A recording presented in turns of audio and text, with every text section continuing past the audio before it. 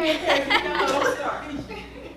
gonna take a little bit of this. Can we see this showing up there? The yellow, golden?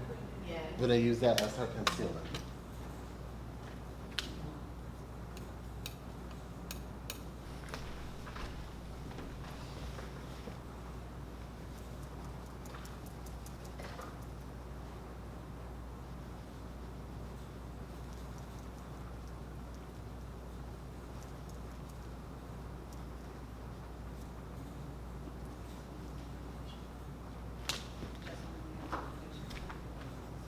Okay, so as you're doing her contour, right, are you just applying to the, I'm gonna say, to the cheekbones, like? So this is her highlight. The contour would just be applied to cheekbones, forehead.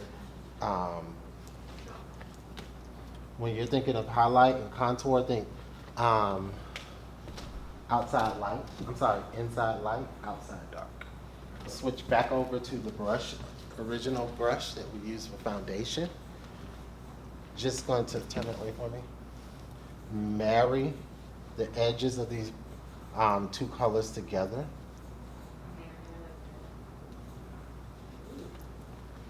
So that it's seamless and you don't see any lines of demarcation. A lot of times the makeup ends up looking hard because we don't blend as we go. But as we're blending, turn this way for me. You start to see everything come together and become one.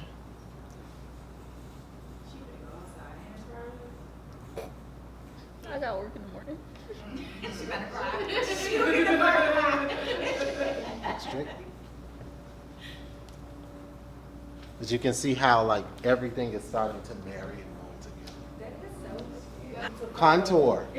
Right at the center of the ear is where the zygomatic bone starts. So it stops right where the eye is. The concept is contour is supposed to lift the bone structure to create a more lifted effect. So you're only focused on placing where the bone is. You're basically creating that shadow right underneath the bone structure. Yeah, somebody said knowing the bone structure of the face is really important for doing makeup. Yep. We are. Oh, y'all know we was. Y'all gonna have to go back to chapter 2. We, and you know what he says in your head. Look straight for me. So can we see the difference between left and right? I can't look, I can't see that side. Oh, turn that way first. So can we see how it lifts the bone? Yeah. You want to make sure that you are very strategic and you're very mindful of your placement. Because if I place it too low, her bone is going to appear lower. If I place it too high, her eye will start to look smaller and she'll lose a lot of her bone structure. So right where it should be is important. Placing it right underneath the bone structure and feathering it up and into the rest of the cheek. This right here is actually tissue. We don't want to contour here because we're taking away from the actual tissue, the cheek. That's where you want to place color. And you go up and into, I was in the wrong, Yep. I was going down into. And we go into the hairline. Okay, look straight for me. Same thing here.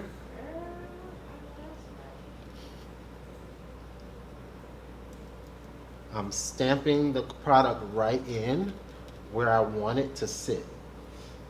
The reason why I'm tapping and pressing is because the tapping and pressing leaves the product behind without moving the product in another area.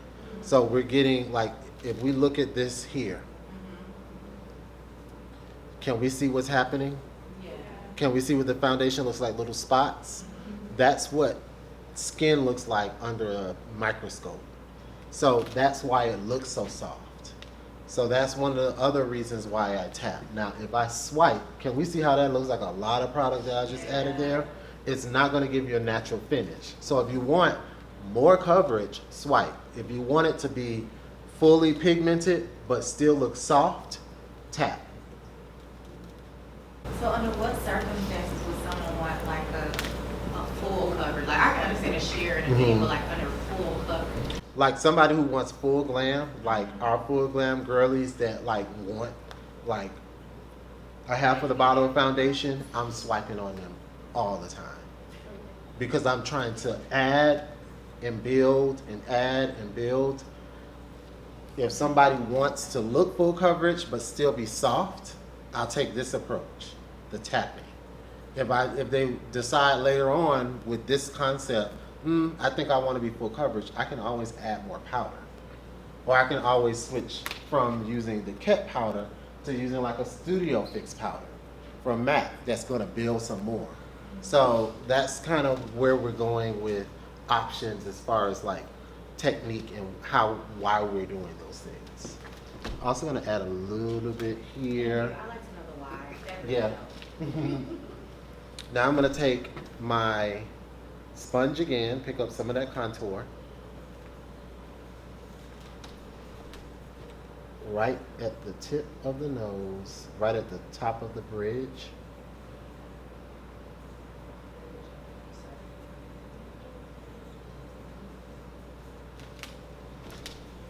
We're adding our contour. Mr. Rashad, you made her contour by accident. How do you make it on purpose? You made her contour on accident. You fixed it. How do you make it on purpose?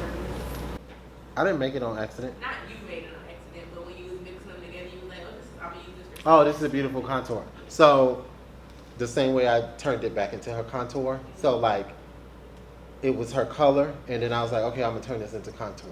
So I take something cool toned and add to the foundation. And if I need to, I can add like the smallest amount of black to it. And it will turn it back to like a deeper tone. So what I want you to know about this palette or these colors, your primary colors make brown. And then you use the colors separately as if they're tertiary to adjust the brown to the more warm or cool. But we've got black and white in here too. Think of those as adjusters. Black is going to deepen something, white is going to brighten something. So white is a shade, black is a shade, and white is a tint. So I'll add white to this, it's going to turn it into a tint of brown. If I add black to it, it's going to turn it into a shade of brown, which would be a contour. So think of a tree. If the sun is beaming on a tree, at the top, it looks really bright and green and vibrant because the light is shining directly on there. But if I'm standing under the tree and I'm looking at the leaves below, they almost look black because there's a lot of darkness. So it's that same thing with white and black with makeup. You're adjusting the color either up or down.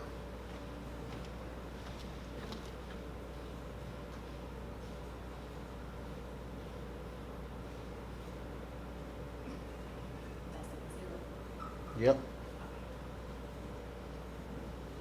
So I believe that a nose should be on Janet. Michael, if you will.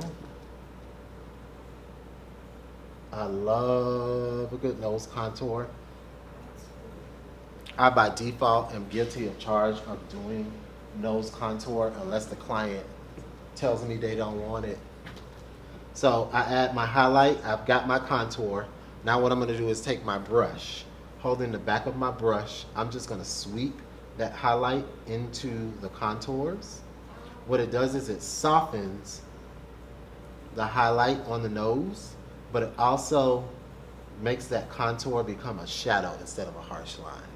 And I'm pulling it up instead of out, because if I pull it out, it's going to widen the nose. But pulling it up, it continues to make it smaller.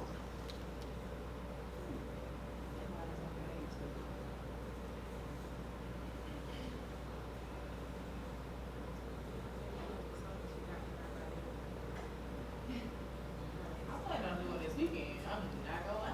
Most people have multiple colors in their skin. You're going to have either red and blue, or red and yellow, or blue and red. So I believe that because of that, I need to add at least 2 colors of blush on the skin for it to look natural. Her undertone is what? Yeah. Yellow is the theme. Yellows, golds, mustard, all of those colors fall into yellow or warm, even orange. So I'm gonna take a little bit of this coral color, and then I'm probably gonna take, let's go pinky. A little bit of the coral and a little bit of the pink. Mind you, remember, this is the lipstick, but they also can be used as blush. Not just any lipsticks. These are formulated specifically to be multi-purposed. Smile for me. A lot of people put their blush here. Flip your brush once. This is where your blush should go. Slightly higher than the apple of the cheek. The whole point of blush is to lift and give a youthful appearance. I don't want to put it here because that's going to drag it down.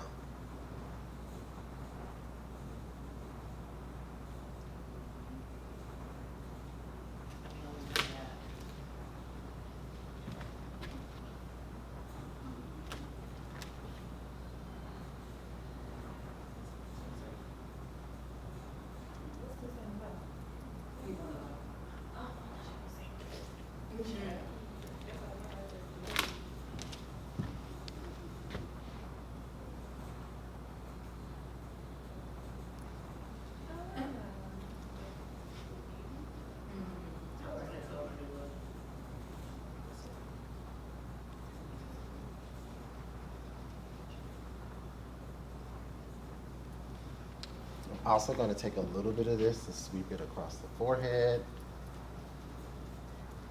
nose, and chin, and the sides of the necks. Sorry. And we're going to blend. It may look like I'm being really hard or heavy-handed. I'm not. I'm almost barely touching the skin.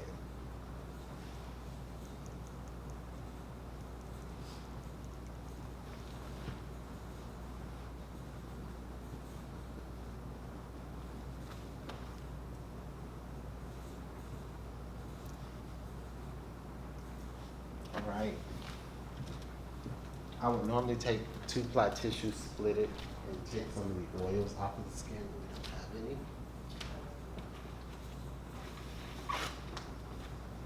So we can do Tempotent with paper towel.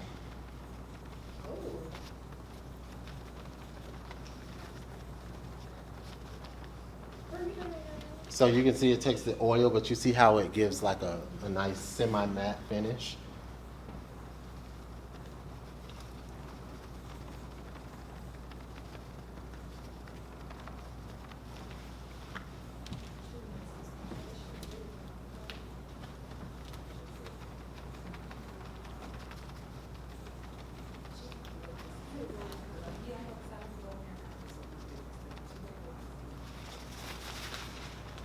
Right?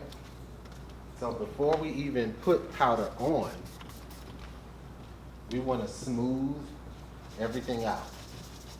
And we're going to do that by using a clean brush. I'm going to have you look up and stretch your mouth down. Mm-hmm. Yep. Yep. So that stretches the skin underneath the eyes. I'm going to use the back of my brush. Any product that's settling in the lines, the back of the brush will pick it up. So that just removes the excess product without disturbing the foundation. Now I can use the side of my brush, tap and smooth. Now we're ready to set. So now I'm going to take my powder puff. You can use a brush or powder puff. Either one is fine. I'm going to work that powder in. Press and roll. Remember, the Epsom powder has silica in it, so it does not cake, and it will not change or alter the color. It will literally just set in place.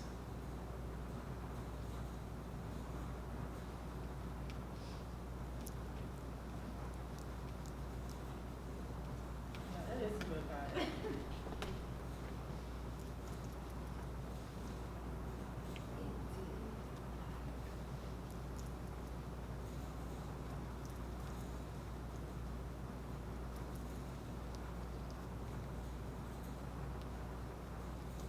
So I'm focused only on setting the center of the face right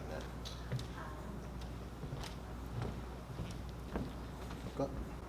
Can we see that product sitting right in that line? I'm gonna roll up.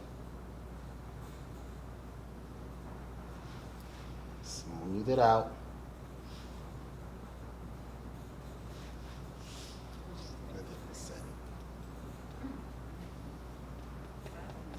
You gonna do it? I ain't gonna do it, girl. Cause now I feel like, before makeup was scary, but now, Mm. I swear. Now we're ready to set everything else. So the reason why I set the center of the face first, and now using the rest of the powder for the rest of the face, I want for the center to be matte, and I want the outer perimeters to still have some radiance. Right now, everything looks extremely matte because I just put the powder on. All right, so now let me show you how to bring back some hydration. Because hydration is key.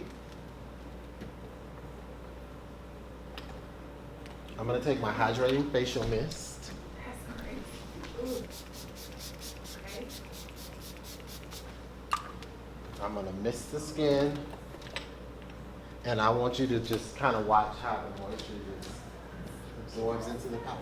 Can we see how now the outer perimeter looks extremely skin-like, but the center is still matte? So that's why I press that powder in the center, and then I just use whatever's left to set the outer perimeters. Turn from left to right. So if someone wants to appear super beat, why am I waving at y'all?